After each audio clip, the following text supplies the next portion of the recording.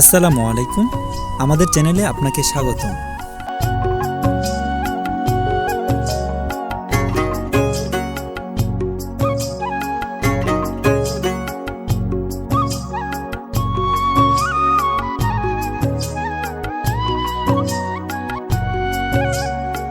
এটা হচ্ছে ঐতিহ্যবাহী সিলেট বিভাগের হবিগঞ্জ জেলার মাধবপুর উপজেলার গোবিন্দপুর গ্রাম।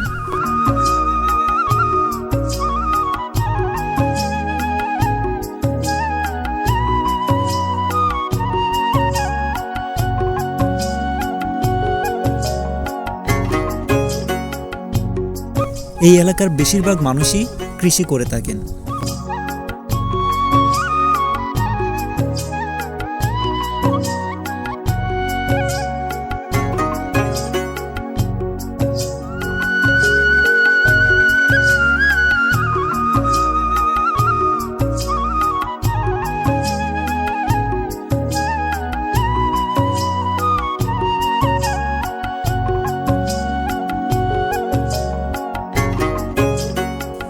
এই এলাকায় প্রায় সব ধরনের কৃষি উৎপাদন করা হয়। ধান থেকে শুরু করে বিভিন্ন মৌসুমে বিভিন্ন শাকসবজি সবকিছু এই এলাকাতে উৎপাদন করা হয়।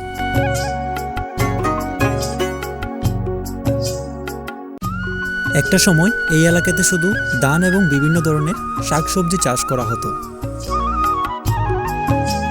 কিন্তু বর্তমানে আখের চাহিদা বেশি থাকায় বেশিরভাগ কৃষকই এখন ধান চাষের পাশাপাশি আখ চাষ করছে এবং তা দেশের বিভিন্ন জায়গায় সরবরাহ করছে।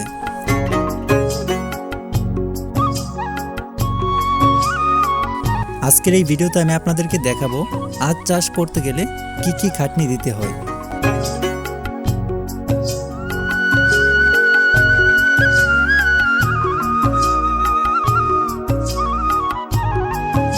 আখ মূলত হচ্ছে বাৎসরিক ফসল। এখানে আখ চাষ করার জন্য একজন কৃষককে পুরো বছর জুড়ে খাটনি দিতে হয়, বিভিন্ন ধরনের সার, বিভিন্ন ধরনের বিষ প্রয়োগ করতে হয়।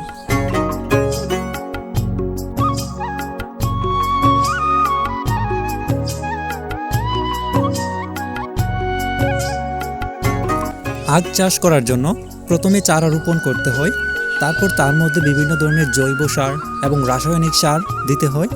তারপর এখানে আপনার প্রতি সপ্তাহে বিভিন্ন কীটপতঙ্গ পোকামাকড় মারার জন্য, যাতে করে চারাটাকে নষ্ট না করে, সেজন্য বিভিন্ন ধরনের বিষ প্রয়োগ করতে হয়। তারপর মাটি কুড় দিতে হয়, যাতে করে চারাগুলা সঠিক সময়ে সঠিক বল পায় এবং দ্রুত বেড়ে ওঠে।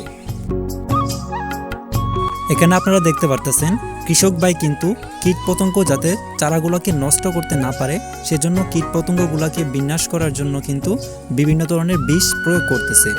তো কি কি বিষ প্রয়োগ করতেছে আজকের এই ভিডিওতে আমি আপনাদেরকে সেটা দেখিয়ে দেব।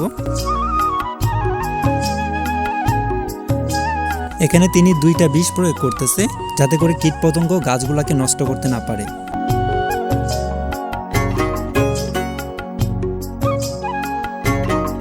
একটা হচ্ছে ফাইটার প্লাস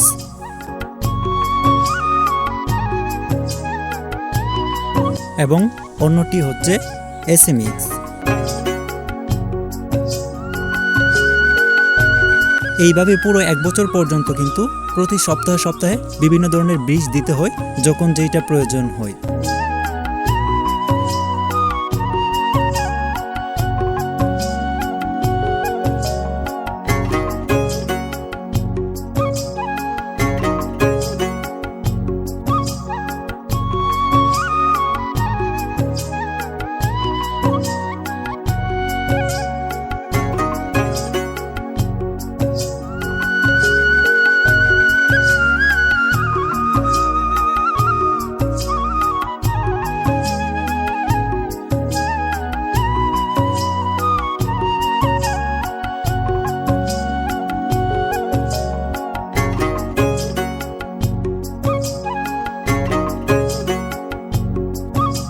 যতক্ষণ না আখগুলা বিক্রির উপযোগী হয়ে যায় ততক্ষণ পর্যন্ত প্রতি সপ্তাহে এরকমভাবে বিভিন্ন ধরনের বিষ প্রয়োগ করতে হবে।